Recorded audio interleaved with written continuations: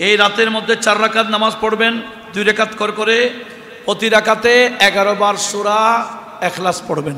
প্রতি রাকাতে সূরা ফাতিহার পরে 11 বার সূরা ইখলাস, কুল হুয়াল্লাহ শরীফ। এরপরে নামাজের পরে 101 বার দরুদ শরীফ পড়বেন। তারপরে আল্লাহর কাছে দোয়া করলে যা চাইবেন আমার আল্লাহ তা দিবেন। কয় রাকাত?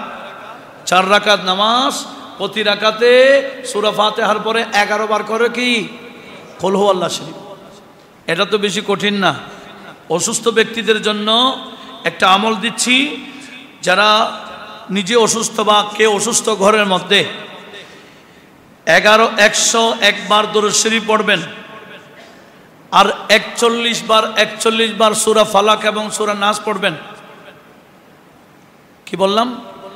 111 বার দরুদ শরীফ, 41 বার সূরা ফালাক, 41 বার সূরা নাস, 41 বার করে পানির মধ্যে ফুঁক দিবেন, অসুস্থ ব্যক্তিকে খাওয়াই দিবেন। আজকে রাতের আমল করে ইনশাআল্লাহ শেফা আল্লাহ দিবেন।